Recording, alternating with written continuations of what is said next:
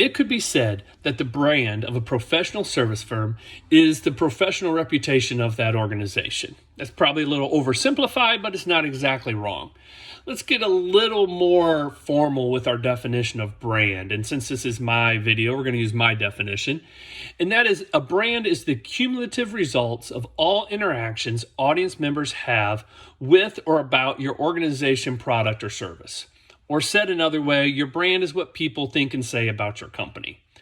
The challenge for law firms, ad agencies, accounting firms, tech consultancies, business consultancies, really any organization that can describe itself as an agency, firm, or consultancy is this question.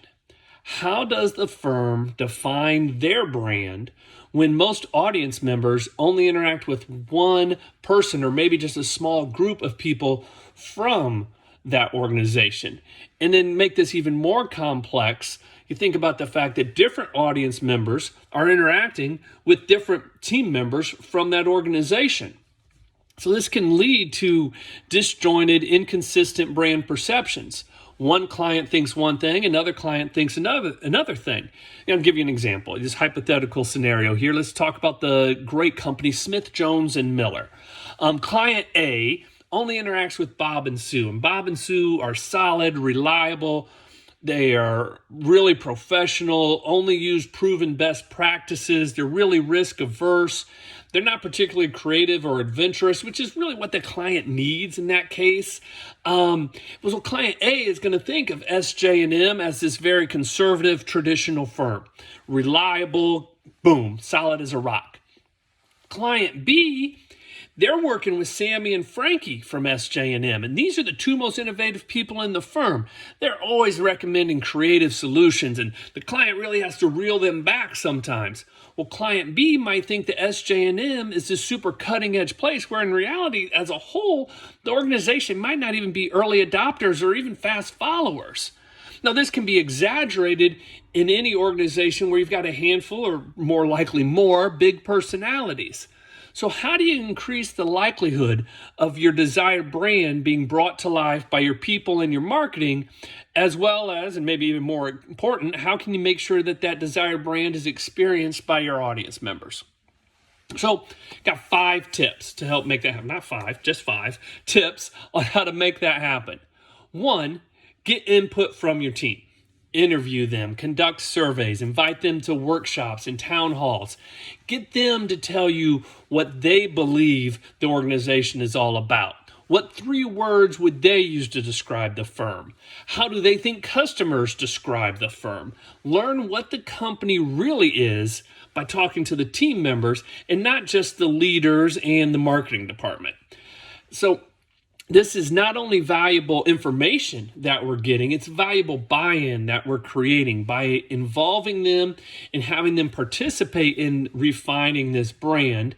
Not only do you get their input, which is, again, it's super valuable because it's a broader spectrum of participants, but it's also getting them to feel involved and seeing their input used in the eventual rollout. It leads to stronger buy-in and rollout as we go. Second, talk to your audience. It's one thing to ask yourselves, what are we all about? It's another thing to ask customers, what is SJ&M all about? So we're talking about, again, interviews, surveys, workshops, focus groups. Asking these customers, not just your best customers, some of your questionable customers, maybe some of your previous customers, what makes this organization different? Why do you hire them? Why do you no longer work with them? What 3 words would you use to describe this organization? What would cause you to recommend this firm to a professional associate? We just want to get, what are they saying about you now? 3rd tip. Imagine the company without the current leadership. No, I'm not saying imagine it after a merger or acquisition. Don't imagine it after everyone gets hit by a bus. I'm just asking you to separate the company's brand from the personal brands of the existing leadership. Because at one point in time, the organization's brand was the personal brands of the leaders. But now that the company has grown, or now that the company wants to grow beyond that, what is the brand? So you have to ask questions like, What is the whole firm all about? What's it like to work with us? Not just what's it like to work with the C-suite. What's the company mission? What's the company vision? What's the logical direction the company would take if instead of following the leadership of our current leaders, what if we went in the direction of your current rising stars?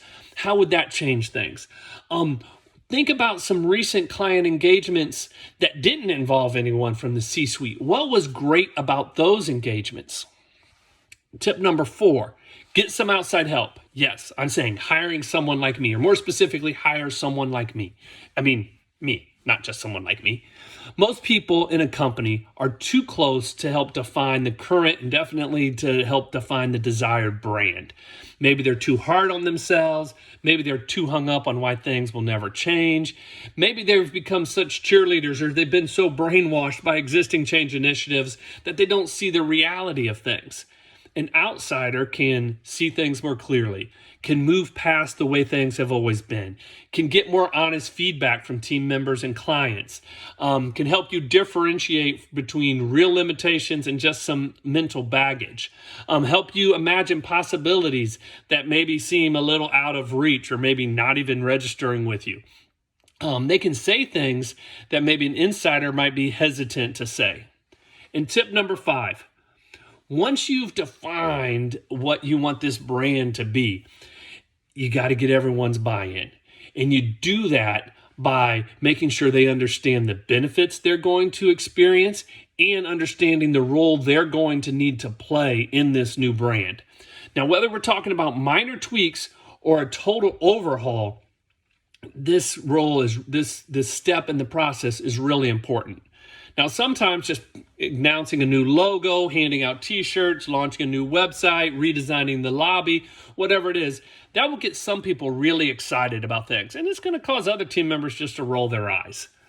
What you need to do is communicate how the company will benefit, how the team members will benefit, and how the clients will benefit from this refined brand.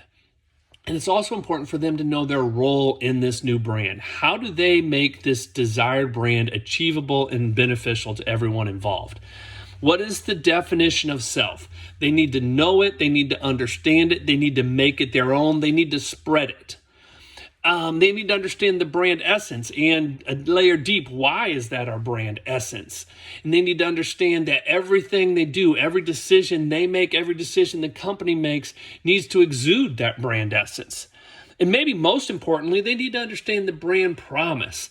They need to understand what it is and to make sure that they communicate it in all of their communications, but just as importantly, probably more importantly, that they deliver it with every interaction they have with a prospect or a client. So those are the 5 tips to take all these different great personalities and combine them to build this one great brand.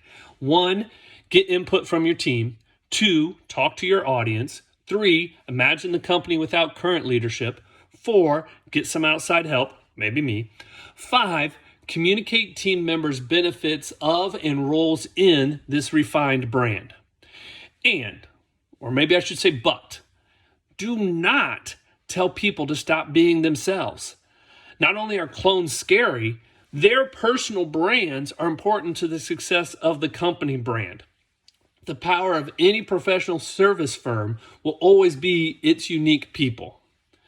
But we need to make sure that the company brand is big enough. It's an umbrella brand that clearly stands on its own and strengthens the personal brands of everyone under that umbrella, strengthens the personal brands of all of the team members of that organization. Just a couple things to think about. Thanks.